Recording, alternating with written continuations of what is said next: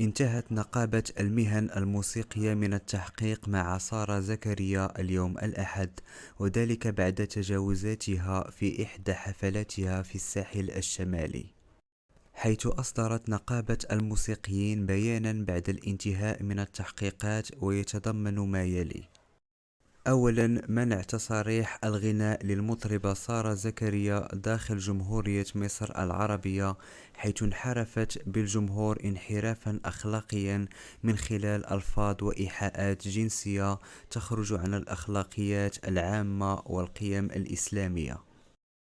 ثانيا، تغريم منظم الحفلات ياسر الحريري بمبلغ 100,000 جنيه لاستقدامه سارة زكريا ومشاركته معها على المسرح.